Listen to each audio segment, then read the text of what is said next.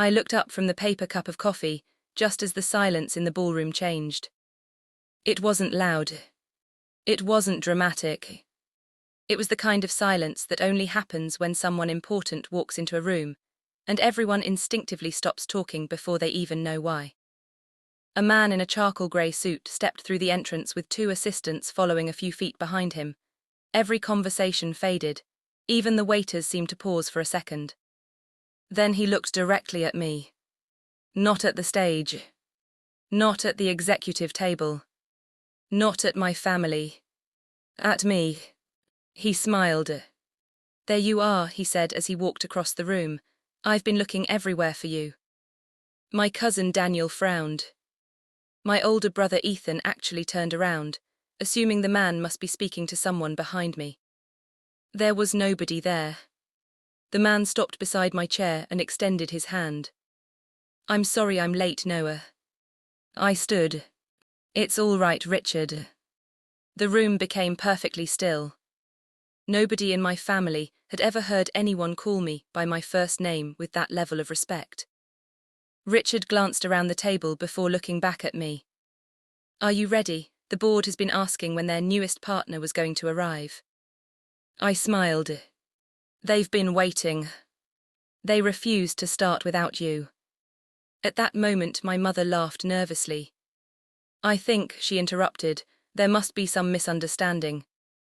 Richard turned politely toward her. "I'm sorry.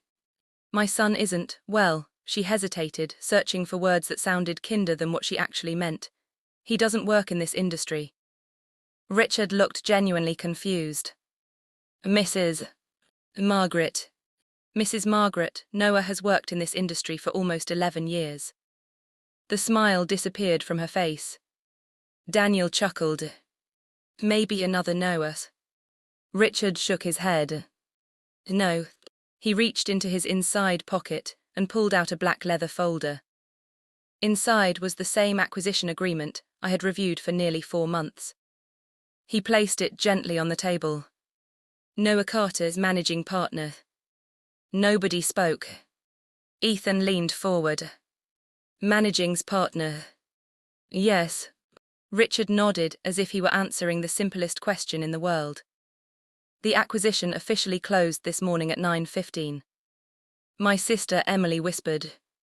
"What acquisition?" Richard looked surprised again. "You don't know." Every member of my family stared at him. He glanced at me. I simply nodded once. He understood. I assumed everyone here already knew. "Knew what?" my father asked quietly. Richard answered with complete calm. "The investment group Noah helped build has completed the purchase of Halston Industrial Systems." The words floated across the table. Nobody reacted immediately. Because nobody understood them. Halston Industrial Systems. The company where my father had worked for 28 years. The company where Ethan managed regional logistics. The company where Emily worked in finance. The company where Daniel had just been promoted to operations supervisor 3 months earlier. My father blinked. "I'm sorry." His voice cracked. "What company?" Richard repeated himself. "Halston Industrial Systems." "No," Dad whispered. "That's impossible." "It became official this morning." Daniel laughed. No chance." Richard looked at him politely. "The announcement to employees is scheduled for Monday morning." Daniel's smile faded. "You mean?" "Yes. The company has new ownership." Emily slowly looked toward me. Then back at Richard. Then toward the agreement sitting on the table. Her lips parted but no words came out. Richard continued. "Noah was involved from the beginning." My mother stared at me as though she had never seen me before. "You?" I nodded once. "Yes." Her eyes searched my face desperately. "But," she looked at my jacket. "The clothes." I smiled slightly. "They're comfortable." Nobody laughed this time. A few minutes earlier, those same clothes had been the center of every joke. Now no one could even look directly at them. Richard pulled out the chair beside mine. "May I?" "Of course." He sat down. One of his assistants quietly placed a folder beside him before stepping away. The assistant looked at me. "Congratulations again, sir." "Thank you." Daniel swallowed hard. "Sir," Richard answered before I could. "Everyone on our executive team calls Noah sir." Silence. Heavy. Uncomfortable. Real. My father rubbed both hands together. "I don't understand." Richard smiled gently. "It actually makes perfect sense once you know his history." Dad looked at me. "You've never told us." I didn't answer immediately. Because that wasn't exactly true. I had tried. More than once. Years earlier. Every conversation had ended exactly the same way. "You always have strange business ideas. Maybe get a stable job first. Dreams don't pay bills." Eventually I stopped explaining. It was easier. Richard looked at me. "They don't know about your first warehouse." I smiled. "No. The second one. No. The logistics platform. No. The manufacturing investments." I shook my head. "They've never asked." No accusation. No bitterness. Just the truth. Richard slowly leaned back. "I've known Noah for almost 9 years. Everyone listened. When we first met, he owned exactly one warehouse." Daniel interrupted. "Warehouse?" Richard nodded. "It wasn't impressive." I laughed softly. "It leaked every time it rained." Richard laughed too. "I remember. The roof repair cost more than the building." It almost did. Everyone around the table remained frozen. Richard continued. "But here's what impressed me. He never complained. He never blamed anyone. He simply kept solving problems." He pointed toward me. "Most people chase opportunities they can see. Noah built opportunities nobody else noticed." My father whispered. "How?" Richard smiled. "Would you like the short version or the long version?" Dad answered quietly. "The truth." Richard nodded.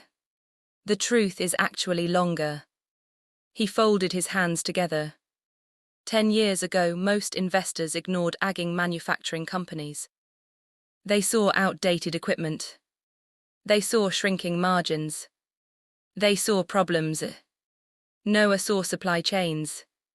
He realized that companies weren't failing because they made bad products. They were failing because their logistics systems belonged to another decade. Emily stared at me. "You understood all that?" I shrugged. "I studied.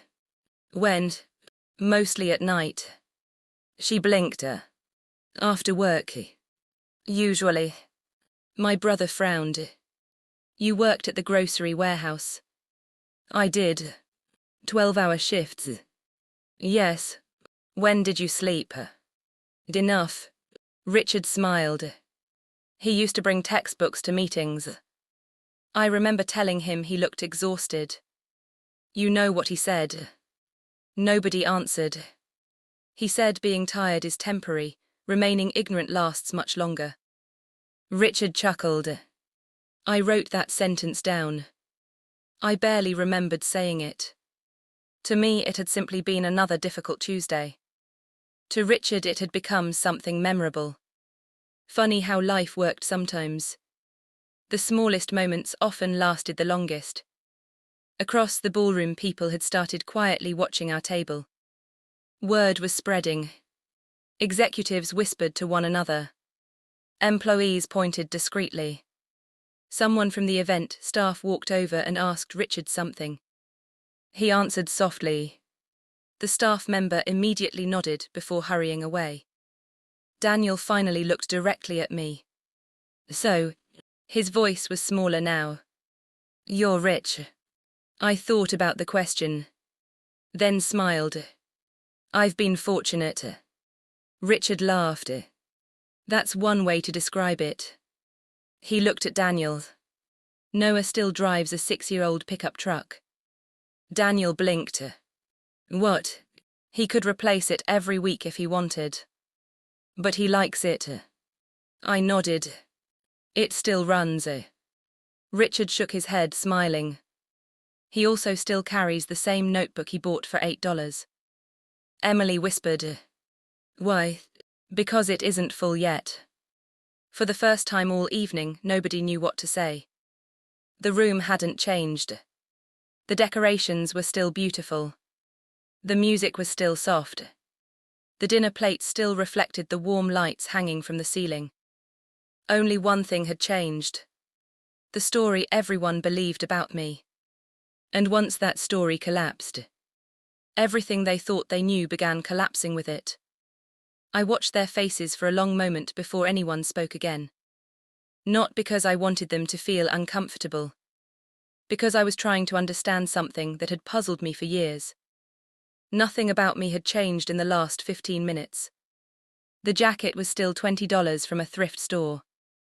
The shoes still had the tiny scratch across the left toe from unloading boxes 3 months earlier. My watch was still the same simple stainless steel model I'd worn for almost 8 years. My voice hadn't changed. Neither had my names. The only difference was that someone they considered important had confirmed what I had quietly become. That realization hurt more than any joke they had made earlier. Richard seemed to notice the expression on my face. He leaned over and spoke softly enough that only I could hear. You all right? I smiled. I've had tougher meetings. He nodded once. I know. One of the waiters approached our table. His posture was completely different from before. Earlier, he had politely asked whether I belonged at this reserved section. Now he addressed me first. Mr. Carter, would you like your dinner served now, or should we wait until the chairman arrives? I glanced at Richard. I thought you were the last one. Richard smiled. I am. The waiter looked confused. Richard chuckled. He means the chairman wants to speak with Noah privately before dinner. The waiter nodded immediately. Of course, sir. He walked away almost backwards, apologizing twice before disappearing into the kitchen. Daniel watched the exchange. I don't get it. Richard looked at him. What don't you understand? Everyone. He gestured around the ballroom. They're treating Noah like. He couldn't finish the sentence. Richard finished it for him. Like someone whose decisions affect thousands of employees. Daniel slowly nodded. Because they do. Silence settled over the table again. My father cleared his throat. How many employees? Richard answered without looking at any papers. Just under 18,000 across 5 countries. Dad inhaled sharply. 18. He stopped. He had supervised teams of 12 and later 34 people during his career. The idea of influencing 18,000 employees wasn't simply large. It was unimaginable. Emily finally found her voice. So you're the owner? I shook my head. One of several. Richard added gently. Noah dislikes the word owner. Emily looked puzzled. What do you mean? Richard smiled. He always says companies aren't possessions. They're responsibilities. I looked down at my coffee. My grandfather used to say that. Every eye turned toward me. My grandfather. I nodded. He repaired bicycles. Dad frowned. My father. Yes. I was 12. He fixed an old delivery bicycle for a bakery owner. The man tried paying him extra. What did Grandpa say? I smiled at the memory. Take care of the people who work for you. That's worth more than paying me twice. Richard listened quietly. I've heard Noah repeat that sentence in board meetings. It's surprisingly effective. Daniel looked genuinely confused. You quote Grandpa often. Dad lowered his eyes. His father had passed away 16 years earlier. Most people in the family remembered him as a quiet mechanic. I remembered something different. He noticed people no one else noticed. When everyone talked over the janitor, Grandpa asked about his grandchildren.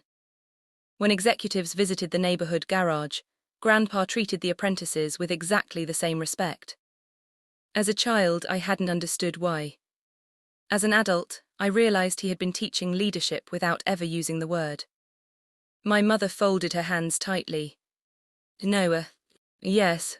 When all this started. She searched for the right words. Why didn't you tell us? I answered honestly. I did. She frowned. No. I tried. You remember my business proposal after college? Nobody answered. I asked everyone to read it. I spent almost 6 months writing it. My brother looked uncomfortable. Dad closed his eyes. I continued calmly. It stayed on the kitchen counter for nearly 3 weeks. No one opened it. Emily whispered. I thought it was another one of your notebooks. It was. It also happened to contain the business plan. No accusation. Just memory. Mom covered her mouth. I don't remember that. I know.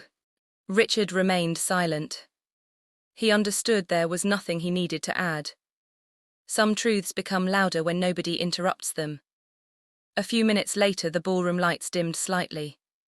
A large screen behind the stage lit up with the company logo. Conversations throughout the room slowly stopped. An announcer welcomed everyone to the annual leadership dinner. Normally, this event celebrated another year of company performance.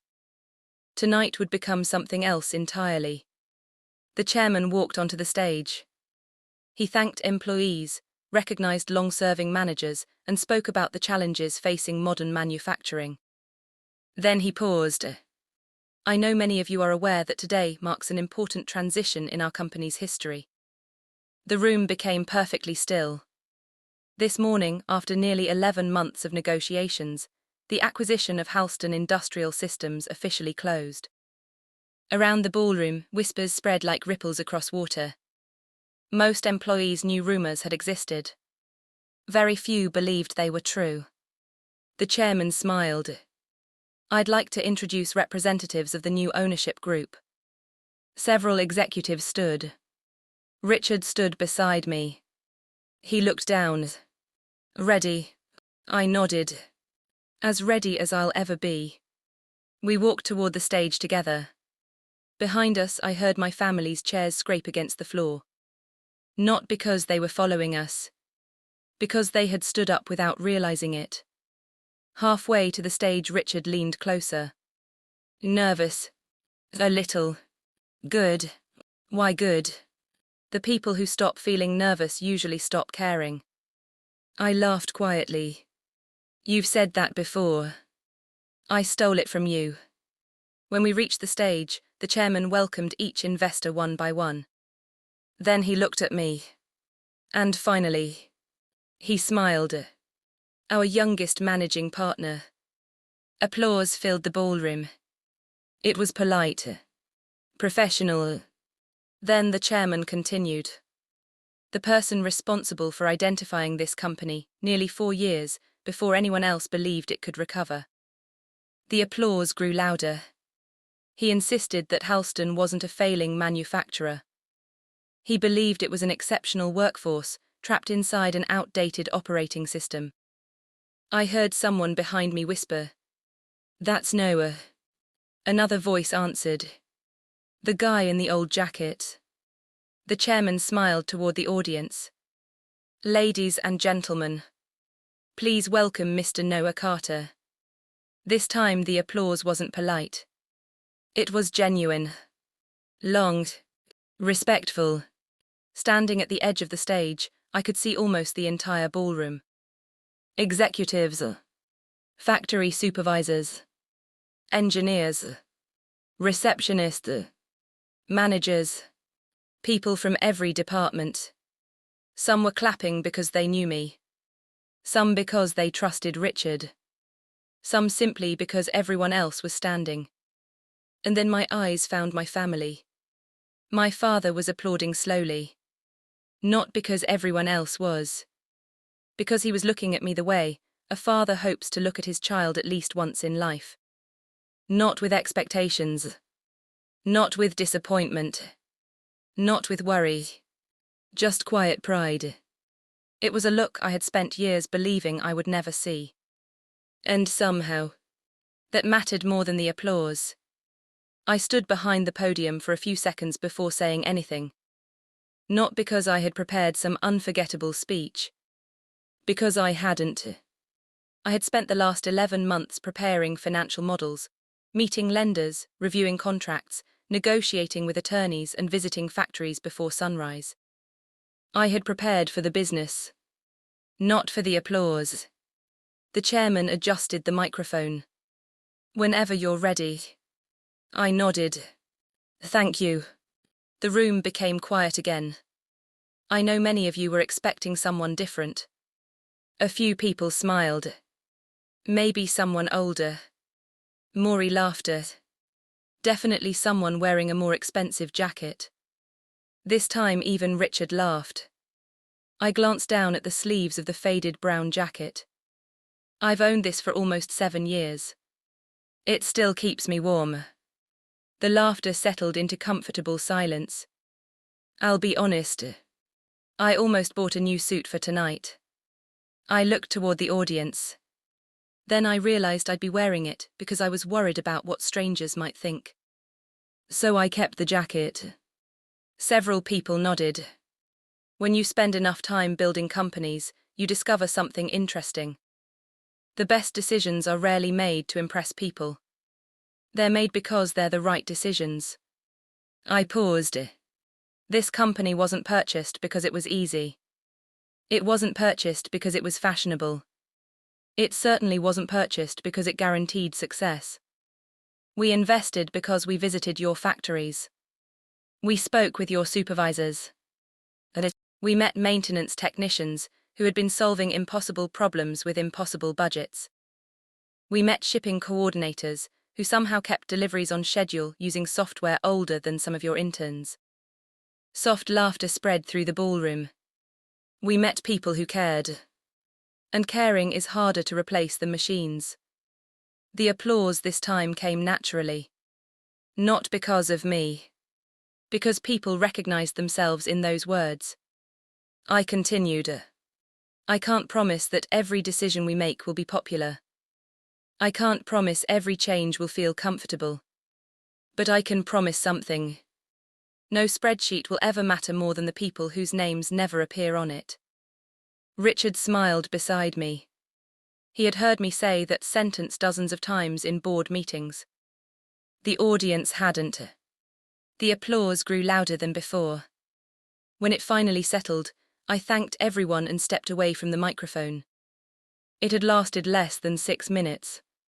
Long enough. As we walked off the stage, Richard leaned over. You changed one line. I did. You almost always say, people aren't expenses. I know. So why change it? I looked across the ballroom. My family was listening. He understood immediately. Sometimes a different audience required different words.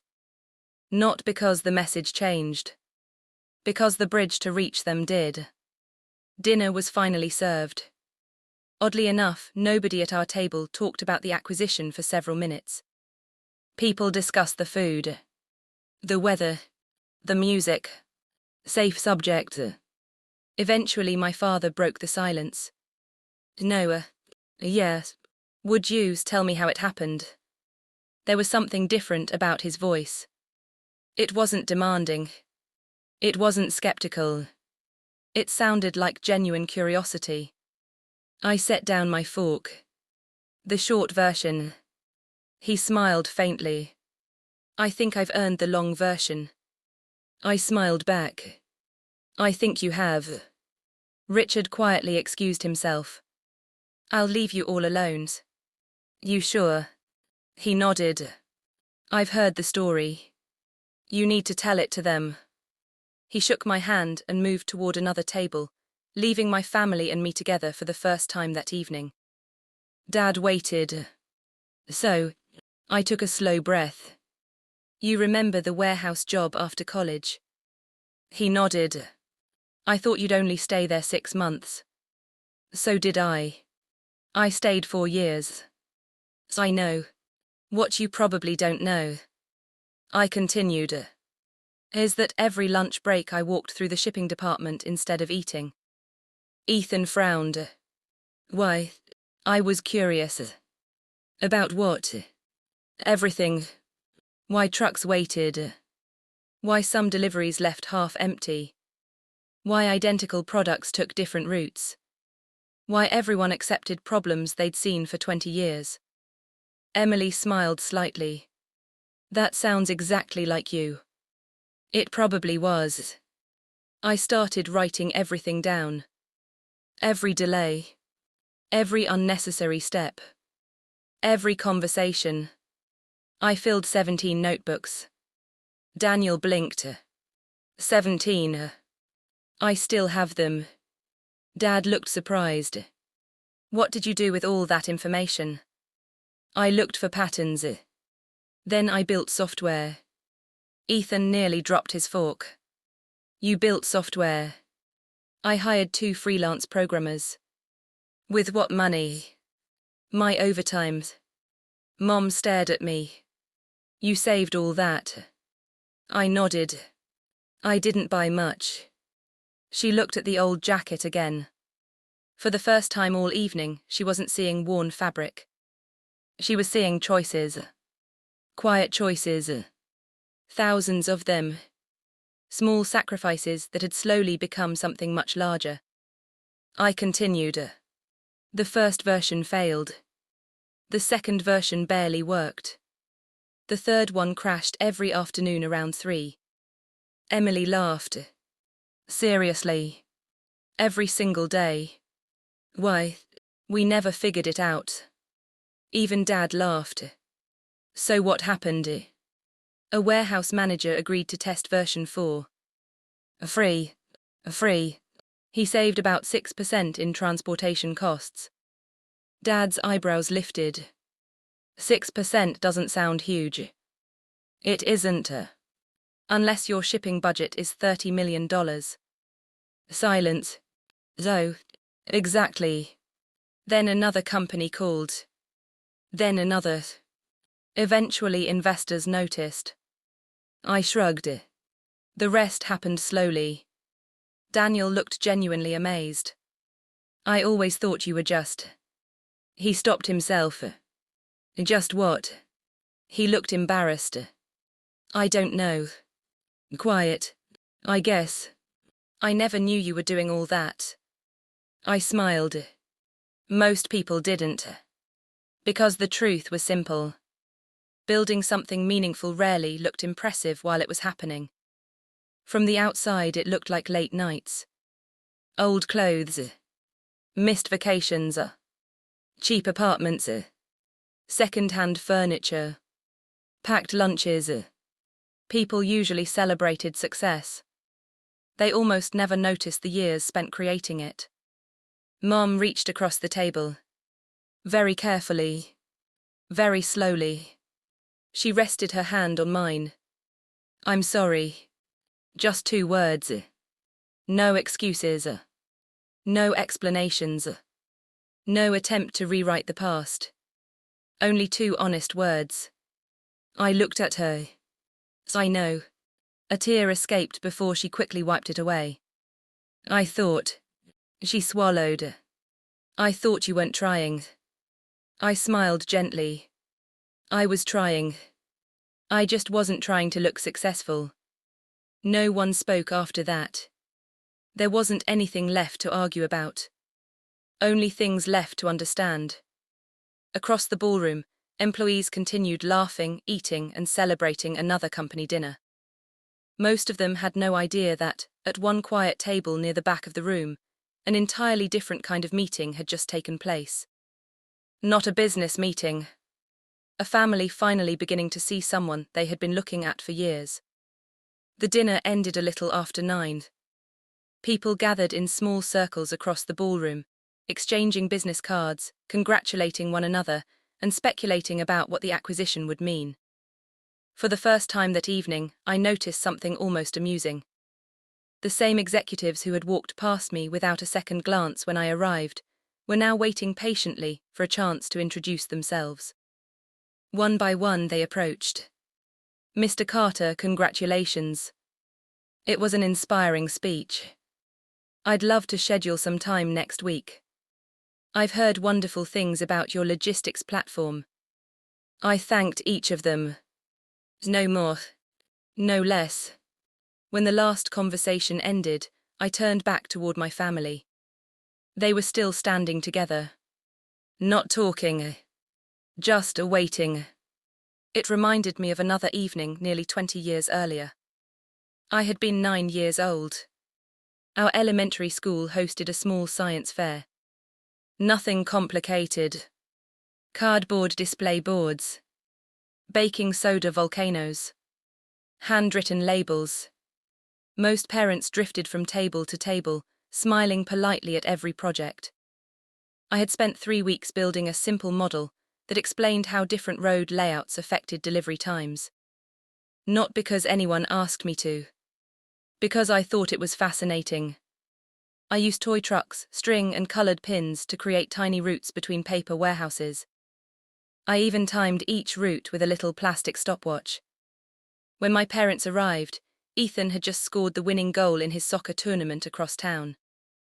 Everyone was talking about it. Dad was still wearing his team jacket. Mom was carrying Ethan's trophy. They stopped at my display for maybe 30 seconds. "That's nice. You've always liked maps." Then someone congratulated Ethan again, and we moved on. I remembered standing beside that little cardboard city after everyone left. One of the teachers walked over. She looked at my notes for almost 10 minutes. Finally, she smiled. "You don't actually care about toy trucks." I shook my head. "No, you care about systems." I didn't know what that word meant. "What are systems?" She knelt beside me. "It's the way lots of small things work together." I thought about that conversation for years. Because she had seen something even I couldn't explain. Looking back now, I realized she had given a name to the way my mind naturally worked.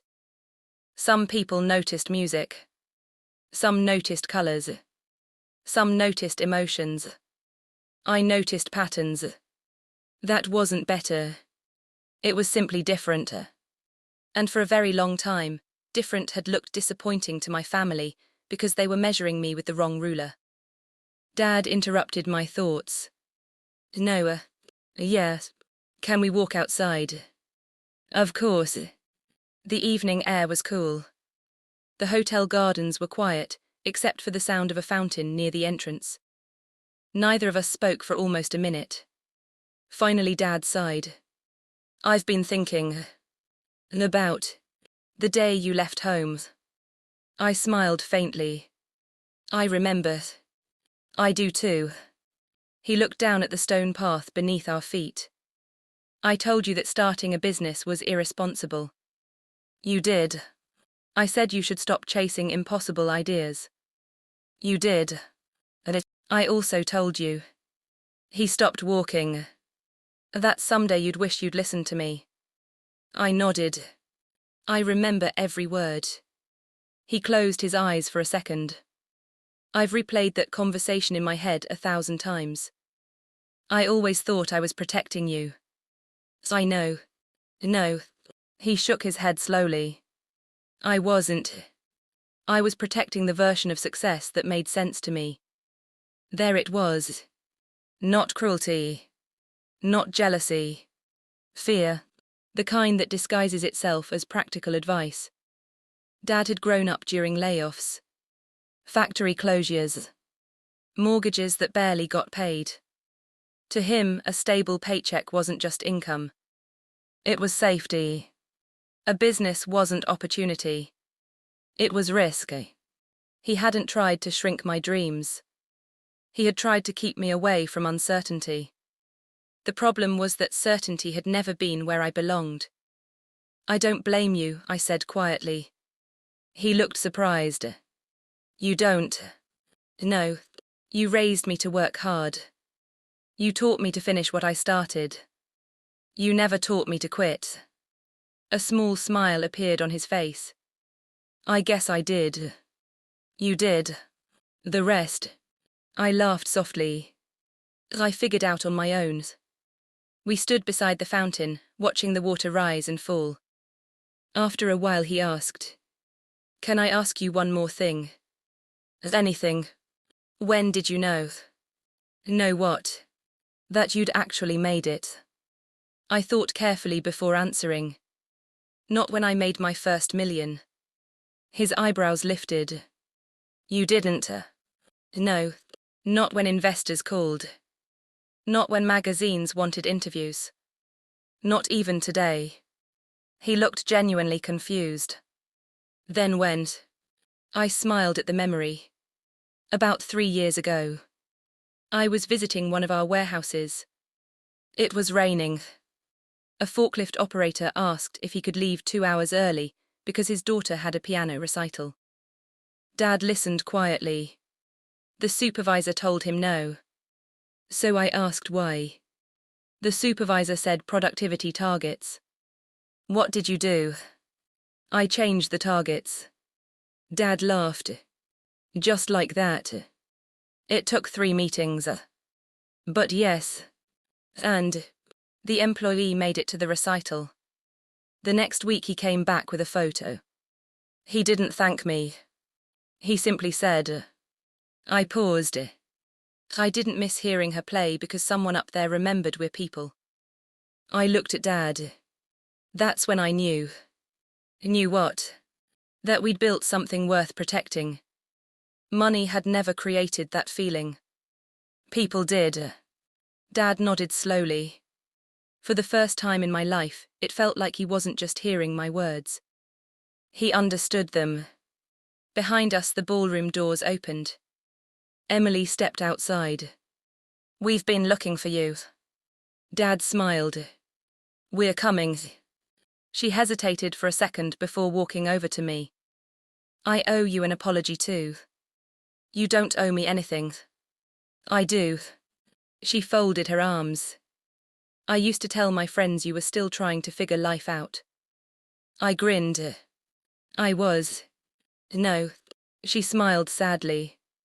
"You already had. I just couldn't see it." She reached into her purse and pulled out something folded several times. "I found this last month." She handed it to me. I unfolded it carefully. It was an old piece of notebook paper. Yellowed around the edges. My handwriting. At the top it read, "Ideas I'd like to build someday." Below it was a list. Warehouse software. Manufacturing analytics. Supply chain optimization. Employee ownership programs. Scholarship fund. I stared at it. "I wrote this when I was 21. Emily nodded. "It was inside one of Mom's recipe books." I laughed. "How did it get there?" "No idea." She looked at the paper. "You built almost everything on that list." "Almost." My eyes stopped on the final item. "Teach young people how business actually works." I hadn't done that. Not yet. For years I had been too busy building. Maybe. It was time to start building people too. I carefully folded the paper and slipped it into my jacket pocket. Not because it was valuable. Because it reminded me of something easy to forget. Long before anyone believed in me. There had been a younger version of me who quietly believed in himself enough to write those dreams down. Sometimes that's where every worthwhile journey really begins. The following Monday began at 6:30 in the morning. Not because anyone scheduled it that way. because that's when I usually arrived. The headquarters looked different before sunrise. The parking lot was half empty. The lobby echoed. Cleaning crews moved quietly through the hallways, finishing work before the rest of the building woke up. I liked that hour. Buildings told the truth before people filled them.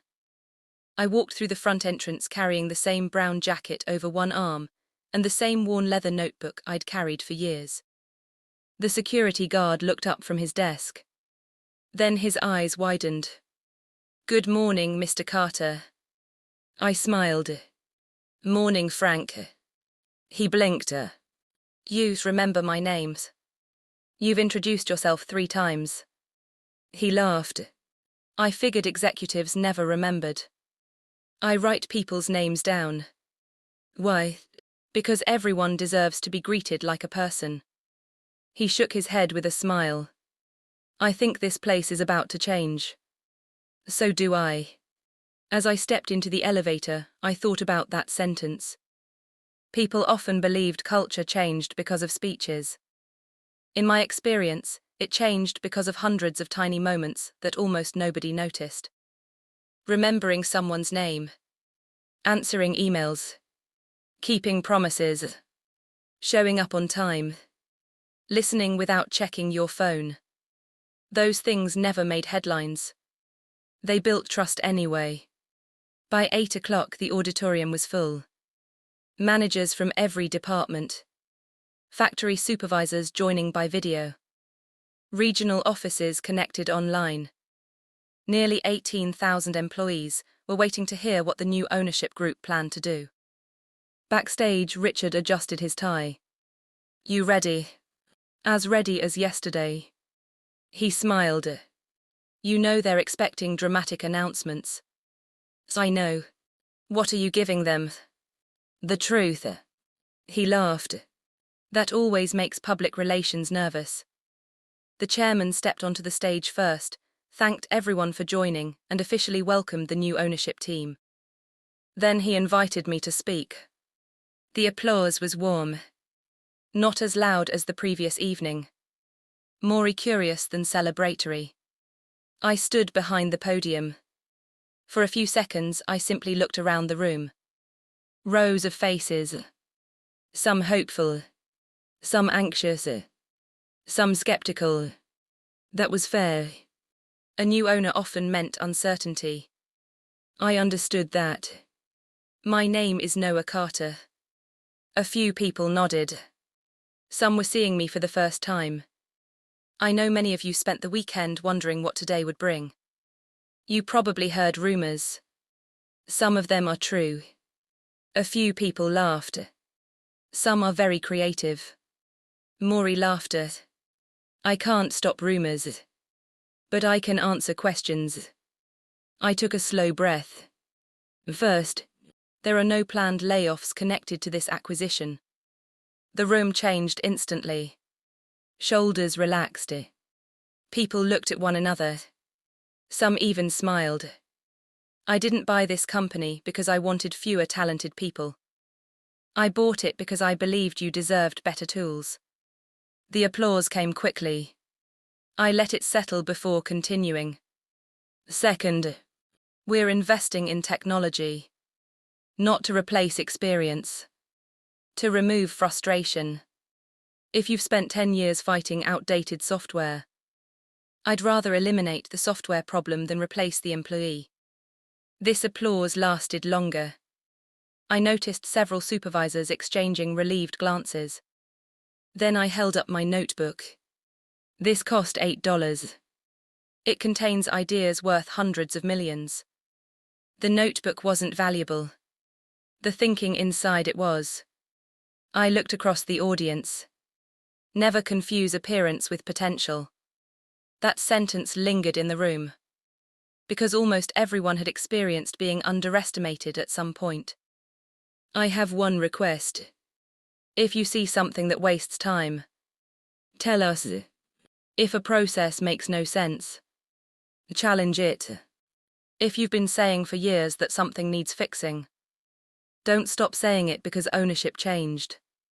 A woman in the front row raised her hand. The moderator looked surprised.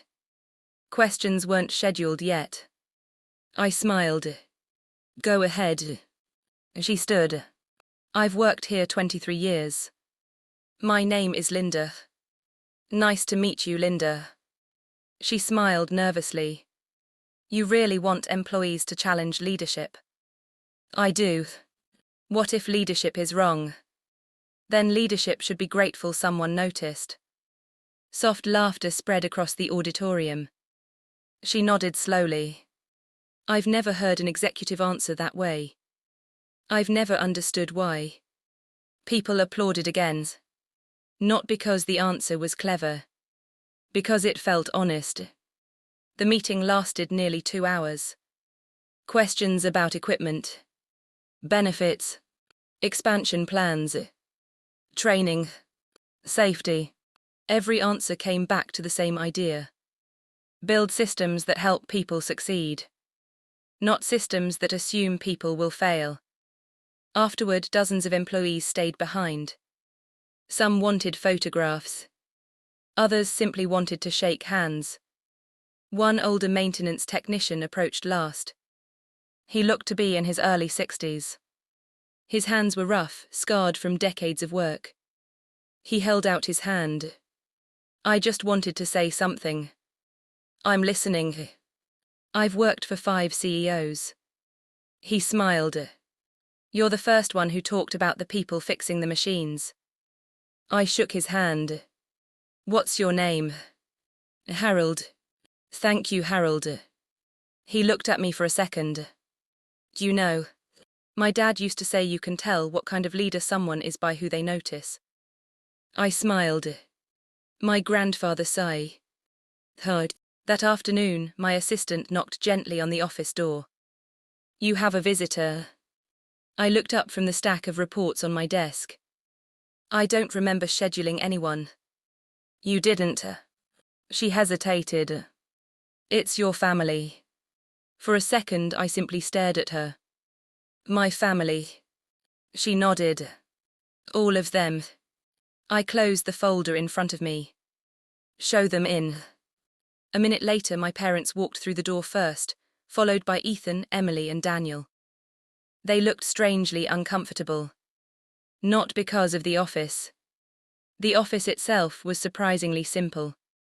A wooden desk. 2 bookshelves. A round meeting table. No expensive artwork. No oversized leather chairs. The only decoration on the wall was a framed photograph of my grandfather standing outside his bicycle repair shop, smiling with grease on both hands. Dad noticed it immediately. You put that up? I did. He walked closer to the photograph. I've never seen this picture. I found it in Aunt Helen's attic. Mom smiled softly. He would have loved this.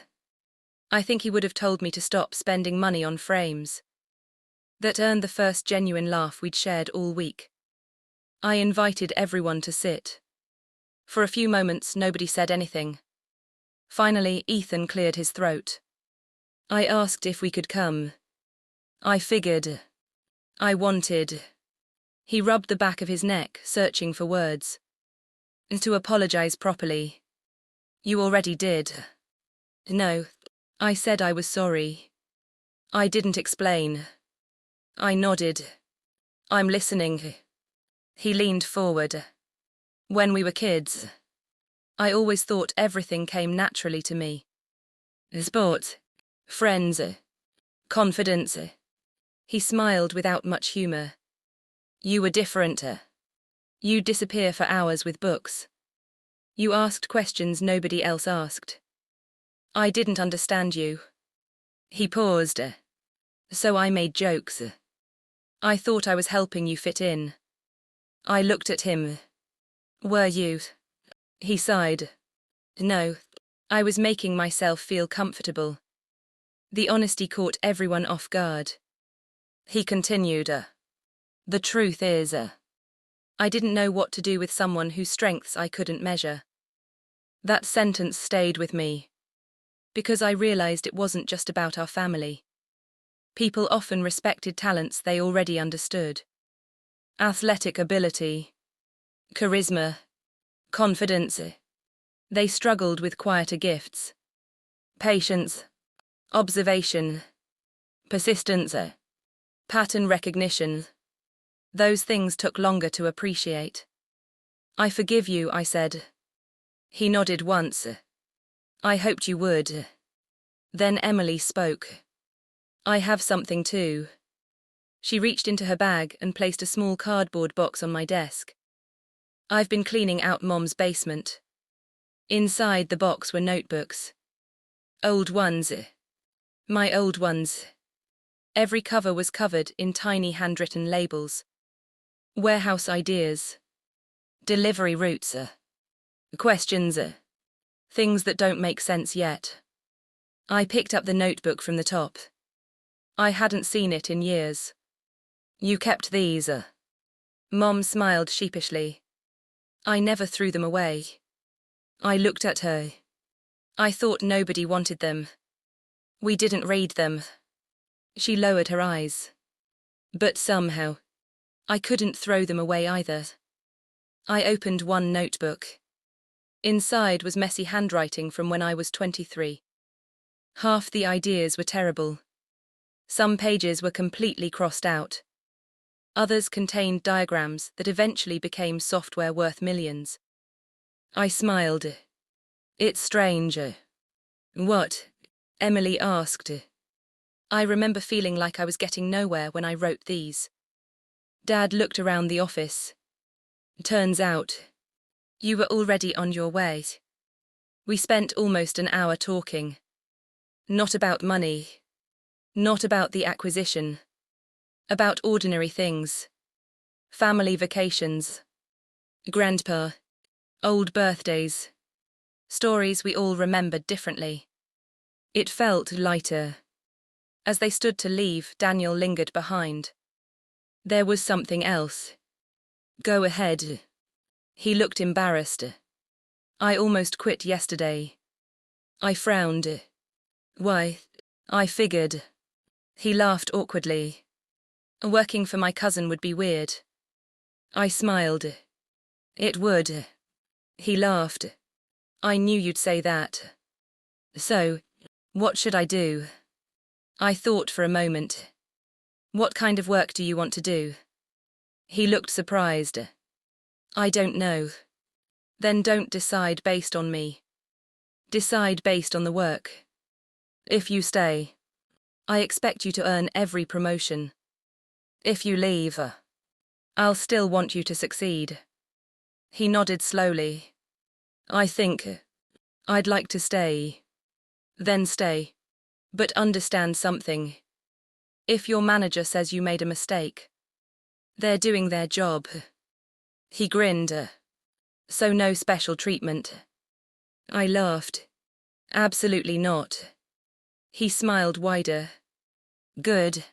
I wouldn't want it." After they left, I sat alone in the office for several minutes. The room was quiet. On my desk sat the old notebooks. Beside them lay the acquisition documents. Years of dreaming. Months of negotiation. Two completely different kinds of work. Both equally important. Richard knocked lightly before entering. "Everything all right?" "Yeah." He looked at the notebooks. "I haven't seen those before." "My first business journals." He picked one up carefully. "You keeping them here?" "I think so." He smiled. "They belong." As he turned to leave, he stopped at the door. "Do you know?" "What?" "I've been thinking about your speech." "Which part?" "Never confuse appearance with potential." He smiled. "That's bigger than business." "It is." He left. I looked out the office window toward the factory in the distance. Hundreds of people were finishing another ordinary workday. Forklifts moved. Loading docks closed. Shift changes began. Life went on. And I realized something. The biggest moment of my life hadn't been shaking hands with billionaires. It hadn't been signing contracts. It hadn't even been standing on that stage while everyone applauded. The biggest moment had been much quieter. It was the moment my family finally stopped seeing the person I appeared to be, and started seeing the person I had been becoming all along.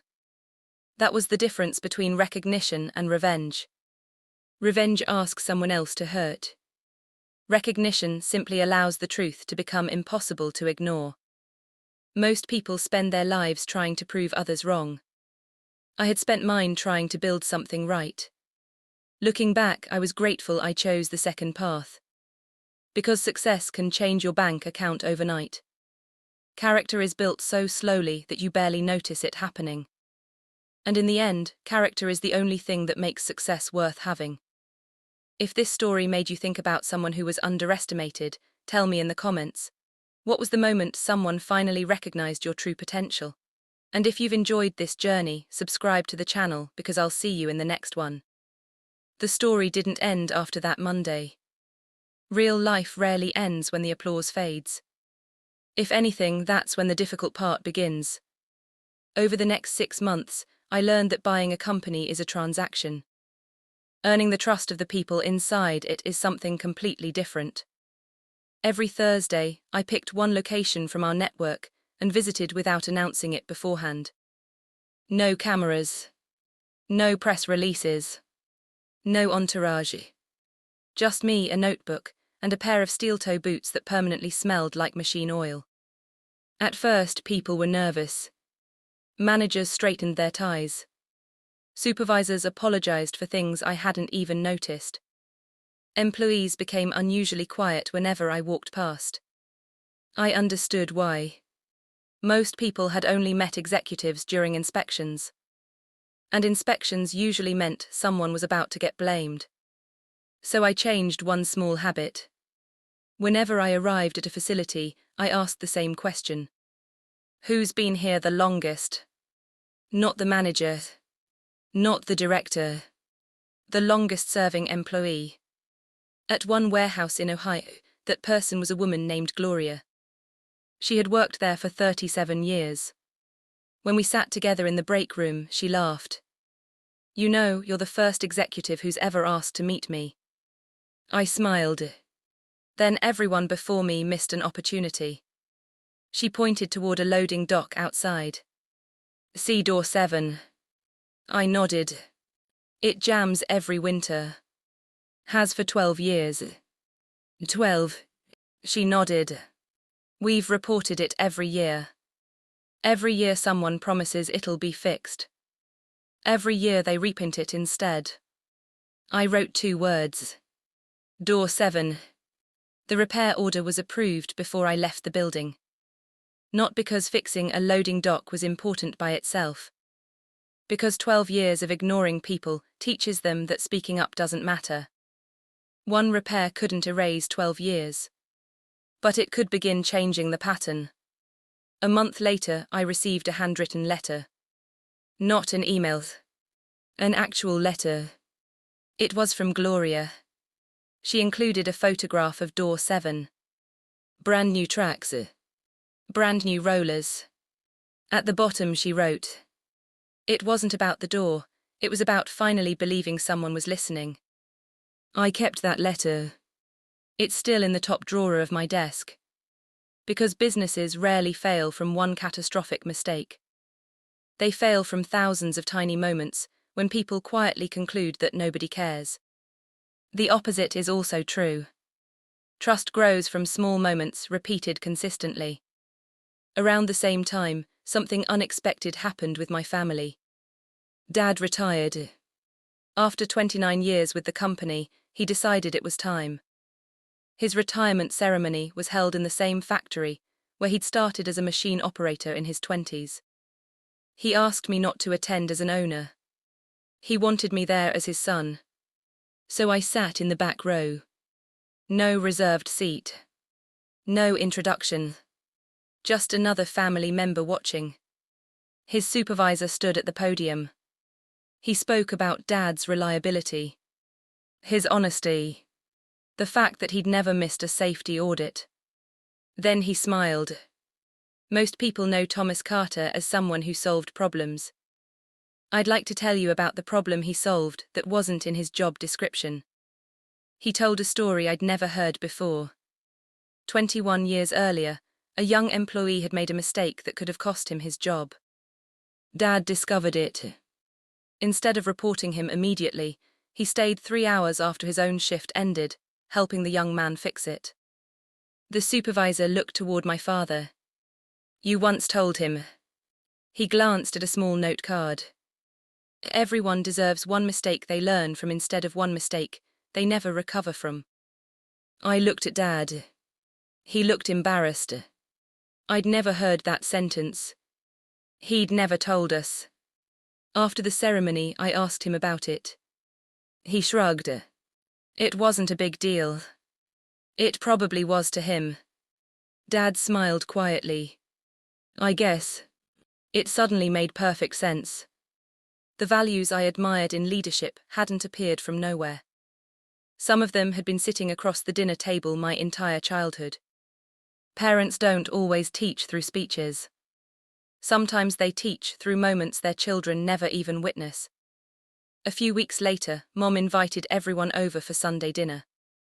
Nothing fancy. Roast chicken.